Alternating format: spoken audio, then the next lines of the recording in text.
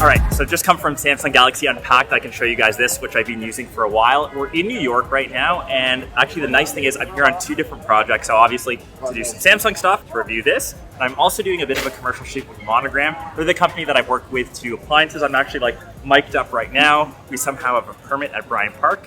What's nice about this phone, the big change around the Fold 7 is how thin it is. I'm gonna try to like low-key keep it in my pocket during the shoot to show you how low profile it is. Maybe someone will yell at me, but I gotta get into wardrobe. One sec. Can you see this? Let's find out.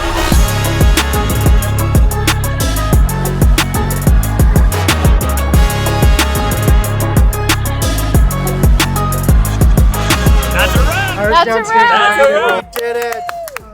Had it in there the whole time, no one said shit.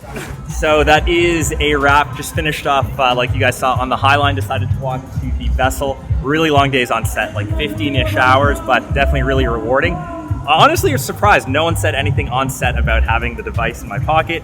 That little bulge wasn't really apparent because this is so much thinner. So this is 26% thinner than the previous like Fold 6. So this is 8.9 millimeters when it's fully shut. That's pretty much like a candy bar style phone. As an example, it's not that much thicker than my iPhone, which I'm switching from, or even say the S25 Ultra, which is their flagship. It's even lighter at 216 grams versus 239 from before. So even when that's in the pocket, you don't notice it as much, but it has been a very, very long day. We'll take some sunset photos, do some more testing. Maybe we'll leave Manhattan and stick to Brooklyn maybe, but yeah, cool behind the scenes of some of the stuff that I get to do. Really happy that those projects ended up lining up together, and catch you guys for day 2 in New York.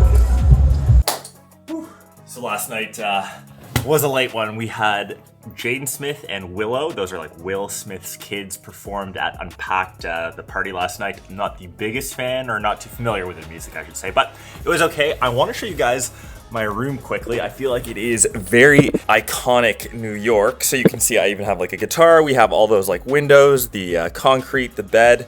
Pretty cool. I did forget to charge the Fold 7 last night, but we are sitting at 54%, and you can see the weather in Brooklyn is at 24 degrees, and you can probably even hear from the windows the police sirens going off. Let's see if we can spot them.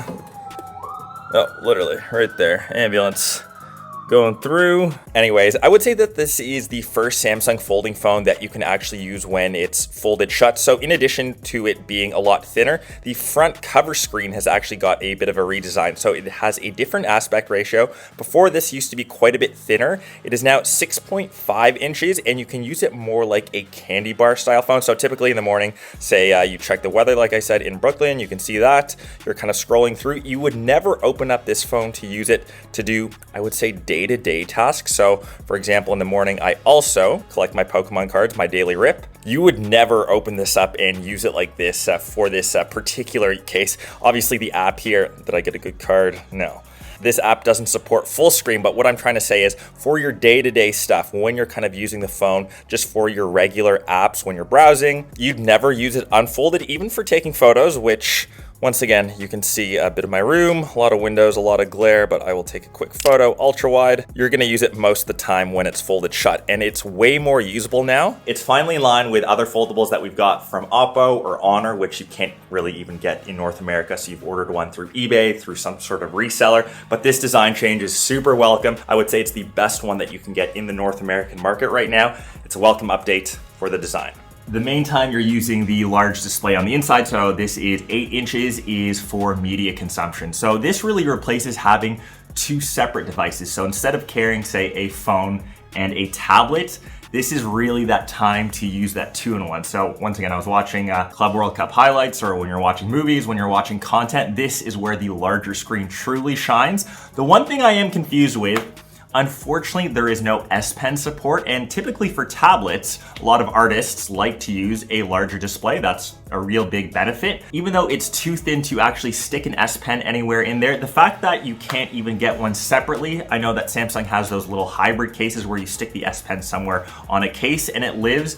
just to be able to use that as an option for me is a really big missed opportunity. I feel like a large portion, especially Samsung people, still love the S Pen, and the fact that you can't use it with this device and you can only use it with the S25 Ultra, that's a bit of a mischance. And one other thing, as I've used the device more, especially last night when I was kind of testing this out, so watch this, I'm gonna drop this down. And the phone is on the table. Because the device is so thin and the camera sensors are so large, you have this really, really bad wiggle or wobble to it, which you either have to use a case, Samsung makes some great ones, but if you are using the phone naked,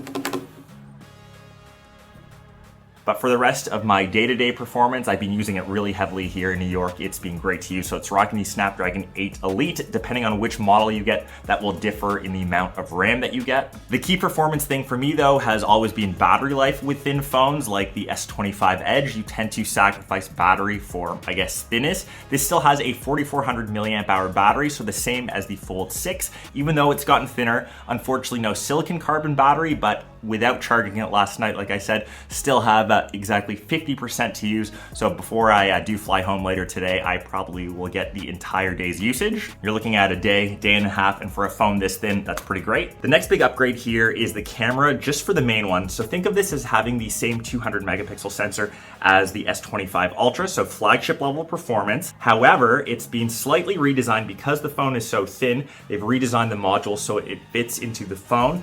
Unfortunately, it doesn't apply to the telephoto or the ultra wide. Those are still 12 and 10 megapixels, and I'm not too sure if that was a design issue. Maybe the phone is so thin that they couldn't fit those sensors, and maybe a costing thing where they'd have to redesign them to fit into this body. Some of the sample shots here, I had a ton of fun taking all different sorts of shots. Some of the New York architecture here has been great. The photos came out good. You could definitely tell the telephoto and the ultra wide weren't as good as, say, the S25 Ultra. You still have to manually switch to the 200 megapixel mode. There is a little toggle that you can select so it defaults to that, but then you lose things like the ultra wide camera, and then you just have to X out of it. So most of the time you'll be taking photos with the 12 megapixel camera. I'll let you guys be the judge, but typical Samsung coloring, a bit saturated in my opinion. Some of them not as sharp as I'd like, but as long as you're sticking to the main sensor, which once again, most people tend to, you should be fine. The last thing that you kind of have to mention, because they talk about it so much, every feature's crammed in AI-wise. All the features we've seen on the S25 Ultra are in this, they've been improved.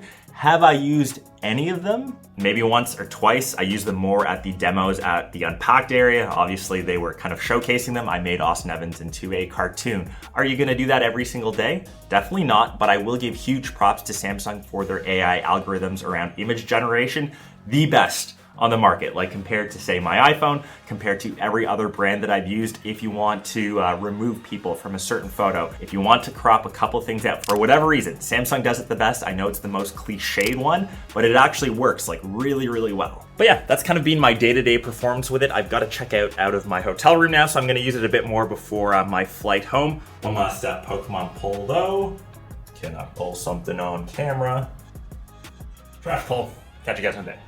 And I know from my first video on this, the unboxing, one of the big questions was around the front-facing camera. So you still have two. This one on the front cover display, 10 megapixels, but on the inside, it's actually switched. This is also 10 megapixels, but a lot of people were complaining that it's now no longer the under-display camera. You see the cutout.